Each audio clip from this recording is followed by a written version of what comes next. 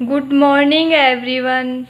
जैसे कि हम लास्ट क्लास में पढ़ रहे थे इंटरेक्शन, हमने पढ़े थे कि कितने टाइप्स के इंटरेक्शन होते हैं, 4 टाइप्स के। ठीक है, फर्स्ट कौन सा था? Strong interaction. स्ट्रॉन्ग इंटरेक्शन,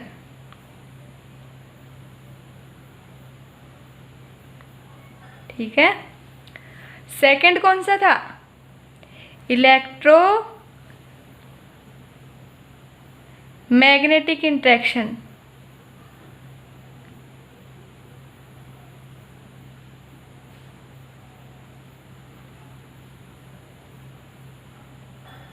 और थर्ड कौन सा इंटरेक्शन था? Weak interaction.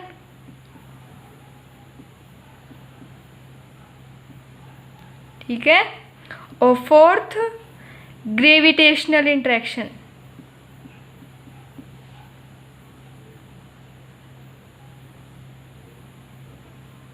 ग्रेविटेशनल इंटरेक्शन, ठीक है। हमने किस किस के बारे में स्टडी कर लिया था? स्ट्रॉन्ग इंटरेक्शन और इलेक्ट्रोमैग्नेटिक इंटरेक्शन की स्ट्रॉन्ग इंटरेक्शन क्या होता है और इलेक्ट्रोमैग्नेटिक इंटरेक्शन क्या होता है। ठीक है, आज हम किसके बारे में स्टडी करेंगे कि वीक इंटरेक्शन क्या होता है। आज का हमारा टॉपिक है what is weak interaction.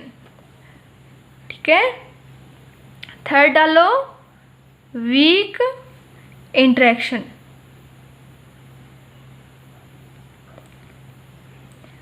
Weak interaction क्या होता है?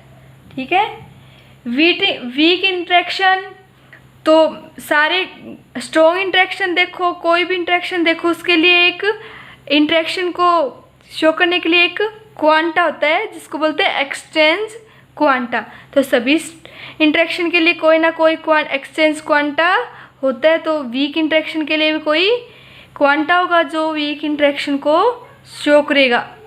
ठीक है, तो वीक इंटरेक्शन के क्वांटा कौन कौन से होते हैं? वीक इंटरेक्शन के क्वांटा होते हैं गेज बोसोन। कौन से होते हैं? Gauge boson. Quanta of weak interaction is gauge boson या फिर आर गेज बोसोन्स। ठीक है, गेज बोसोन्स। गेज बोसोन्स कौन कौन से थे? जैसे W पॉजिटिव, W नेगेटिव और Z0। ये सब क्या है? Exchange quanta for weak interaction. Weak interaction को शो करने के लिए जो एक एक्सचेंज क्वांटा है वो कौन से हैं? गेज बोसोन है, जैसे W पॉजिटिव, W नेगेटिव और Z0। ठीक है, एक्सचेंज क्वांटा। ठीक है, अब इसका एग्जाम्पल देखें कि वीक इंटरेक्शन को शो करने के लिए कोई एग्जाम्पल। तो इसका एग्जाम्पल हो जाएगा जैसे बीटा डीके। बीटा डीके किसका एग्जाम्पल हो जाएगा? वीक इंटरेक्शन का। ठीक है, जैसे हमने देखा था कि स्ट्रॉन्ग इंटरेक्शन के लिए न्यूक्लियर फोर्स किसको शो करता है? स्ट्रॉन्ग इंटरेक्शन को। इलेक्ट्रोमैग्नेटिक इंटरेक्शन कौन शो करता है? Charge particle. जैसे हमने एग्जाम्पल लिया था इलेक्ट्रॉन, वैसे वीक इंटरेक्शन के लिए शो करने के लिए हमने क्या लिया है? Example beta decay. Beta decay एक प्रोसेस, ऐसी प्रोसेस होती है जिसके अंदर वीक इंटरेक्शन शो होता है। ठीक है, अब हम देखते हैं कि बीटा डीके में नॉर्मली क्या होता है। बीटा डीके में क्या होता है? जैसे बीटा डीके का एग्जाम्पल है न्यूट्रॉन किस में कन्वर्ट हो जाएगा? प्रोटॉन में। न्यूट्रॉन किस में कन्वर्ट हो रहा है? प्रोटॉन में। और साथ में क्या इमिट होंगे? इलेक्ट्रॉन और एंटी इलेक्ट्रॉन न्यूट्रिनो। ठीक है, इसको क्या बोलते हैं? एंटी इलेक्ट्रॉन बार लग गया और एंटी इलेक्ट्रॉन न्यूट्रिनो। ठीक है, ये क्या है? बीटा डीके है। नॉर्मली तो बीटा डीके इस टाइप से होता है कि न्यूट्रॉन किस में कन्वर्ट होता है, प्रोटॉन में। लेकिन अगर इसकी फंडामेंटली प्रोसेस देखें तो ये न्यूट्रॉन और प्रोटॉन भी कुछ एलिमेंट्री पार्टिकल से मिलके बने होते हैं, जिसको क्या बोलते हैं हम, क्वार्क बोलते हैं। क्या बोलते हैं, क्वार्क। ठीक है, क्वार्क बोलते हैं। न्यूट्रॉन प्रोटॉन ये सब भी किससे मिलके बने होते हैं, एक एलिमेंट्री पार्टिकल होता है इससे भी छोटा, जिससे मिलके ये बने होते हैं, जिसको हम क्या बोलते हैं, क्वार्क। जिसके बारे में हम आगे स्टडी करते हैं कि क्वार्क क्या होते हैं, कितने टाइप के होते हैं और कैसे होते हैं। ठीक है, इसमें हम देखते हैं कि न्यूट्रॉन एक डी टाइप के क्वार्क से बनता है, डी क्वार्क से बना होता है। ठीक है, हम क्या देखते हैं, नॉर्मली तो बीटा डीके की ये होती है रिएक्शन, लेकिन अगर इसकी फंडामेंटली रिएक्शन देखें तो क्या होगा, फंडामेंटली फॉर्म देखें तो इसके अंदर न्यूट्रॉन एक डी क्वार्क से मिलके बना होता है। ठीक है, तो डी क्वार्क का क्या होता है इसके अंदर, बीटा डीके में इस डी क्वार्क का फ्लेवर चेंज होता है। ये डी क्वार्क है, इसका क्या होगा, ओनली फ्लेवर चेंज होगा। फ्लेवर क्या हो जाएगा, चेंज हो जाएगा। तो ये डी क्वार्क किस में कन्वर्ट हो जाएगा, यू क्वार्क में। किस में कन्वर्ट हो जाता है, फ्लेवर चेंज होता है, मतलब ये डी क्वार्क किसी अदर क्वार्क में कन्वर्ट होगा। वो क्वार्क कौन सा होगा, यू क्वार्क। ठीक है, तो जो फंडामेंटल रिएक्शन होगी उसके अंदर क्या होगा, डी क्वार्क यू क्वार्क में कन्वर्ट होता है। अब हम देखते हैं कि इसकी फंडामेंटली रिएक्शन क्या होगी, फंडामेंटली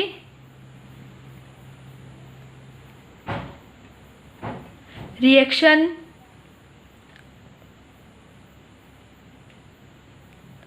फॉर बीटा डीके। ठीक है, नॉर्मल रिएक्शन तो ये होती है, और फंडामेंटल रिएक्शन में क्या होगा, डी क्वार्क किस में कन्वर्ट होगा, यू क्वार्क में। देखो क्या होगा, यू की जगह क्या आ जाएगा, एन किससे बना होता है, डी क्वार्क से। तो डी क्वार्क कन्वर्ट होकर किस में चला जाएगा, किस में कन्वर्ट होगा, यू क्वार्क में। और क्या इमिट होंगे साथ में, electron plus anti electron neutrino, anti electron neutrino particle निकलेंगे। ये प्रोसेस फंडामेंटली प्रोसेस है फॉर बीटा डीके। और बीटा डीके किसको शो करता है, वीक इंटरेक्शन को शो करता है। ठीक है, तो हम देखते हैं अब ये क्या हो गई, बीटा डीके की प्रोसेस। ठीक है, जैसे इसका शो करें क्या आएगा, अगर इससे इधर से क्या आ रहा है, एक डी क्वार्क आ रहा है। डी क्वार्क क्या करेगा, इसके एक्सचेंज क्वांटा क्या है, हमें पता है एक्सचेंज क्वांटा क्या है, जैसे डब्लू पॉजिटिव डब्लू नेगेटिव, ये सब क्या है, एक्सचेंज क्वांटा। तो ये इमिट करेगा और किस में कन्वर्ट हो जाएगा, यू क्वार्क में। किस में कन्वर्ट हो जाएगा, यू क्वार्क में। और क्या इमिट होंगे, इलेक्ट्रॉन और एंटी न्यूट्रिनो पार्टिकल। ठीक है, ये इसकी क्या होगी, फंडामेंटली प्रोसेस होगी स्टेप्स। ठीक है, इसमें एक्सचेंज क्वांटा हमें पता है डब्लू पॉजिटिव हो सकता है, डब्लू नेगेटिव हो सकता है, या फिर जेड ज़ीरो हो सकता है। ये सब क्या है, इसके एक्सचेंज क्वांटा। नॉर्मली तो पहले तो सबसे पहले इनको क्या बोला जाता था, जैसे डब्लू पॉजिटिव है, डब्लू नेगेटिव और जेड ज़ीरो, ये तीन इसके एक्सचेंज क्वांटा हैं। कितने क्वांटा हैं, 3 exchange quanta for weak interaction. 3 exchange quanta for weak interaction. ठीक है, ये तीनों क्या है, वीक इंटरेक्शन के लिए एक्सचेंज क्वांटा हो गए। ठीक है, इनको सबसे पहले क्या बोला जाता था, इंटरमीडिएट वेक्टर बोसोन बोला जाता था। क्या बोला जाता था इनको पहले, इनका क्या पहले क्या नाम था, इंटरमीडिएट वेक्टर बोसोन।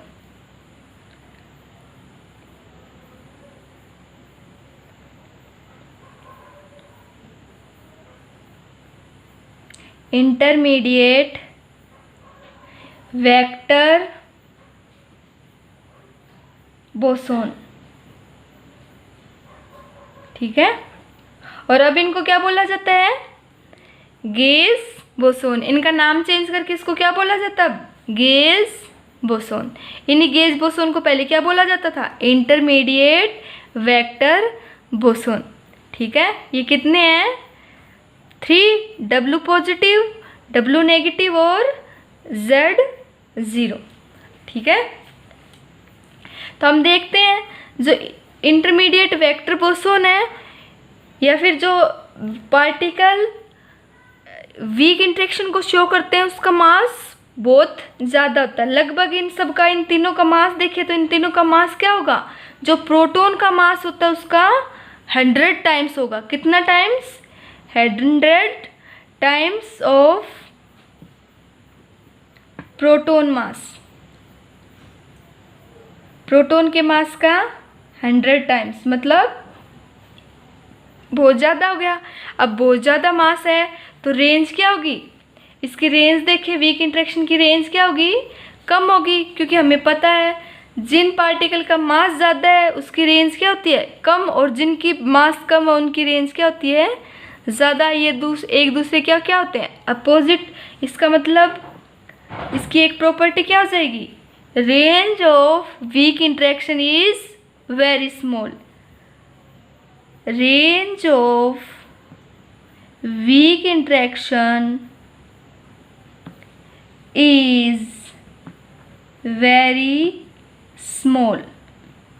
कितनी होती है, approximately equal to 10 raised to power -18 metre.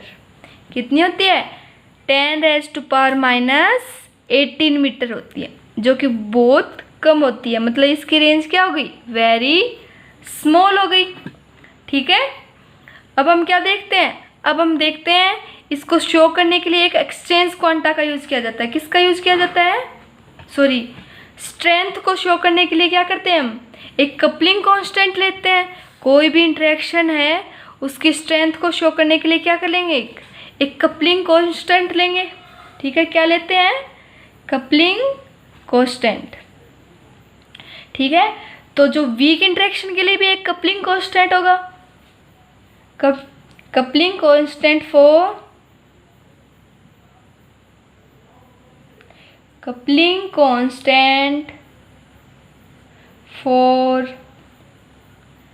Weak interaction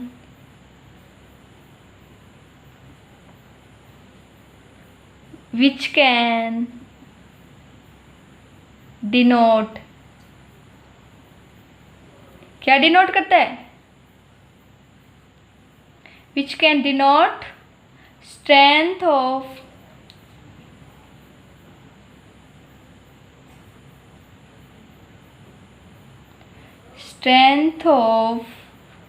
weak interaction। ठीक है, हम एक कपलिंग कांस्टेंट लेते हैं जो वीक इंटरेक्शन की क्या करेगा, स्ट्रेंथ को डिनोट करेगा। तो वो कपलिंग कांस्टेंट को किससे डिनोट करते हैं, वीक इंटरेक्शन के कपलिंग कांस्टेंट को डिनोट करते हैं जी से। किससे डिनोट करते हैं, जी से। तो हम जी की वैल्यू देखिए, इसकी वैल्यू क्या होगी, अप्रोक्सीमेटली इक्वल टू कितनी हो जाएगी, 1.4 इंटू 10 raised to power -16 2। और इसका जो डायमेंशन देखे तो क्या हो जाएगा, या यूनिट देखे तो क्या हो जाएगी, joule into metre square, joule into metre cube.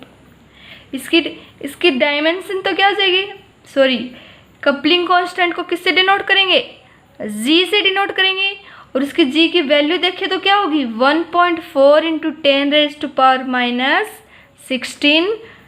-62 joule into metre cube. ये सब क्या है, ये क्या है, वीक इंटरेक्शन को की स्ट्रेंथ को शो करने के लिए कपलिंग कांस्टेंट है। आज के लिए इतना ही, आगे का हम नेक्स्ट क्लास में पढ़ेंगे। Thank you.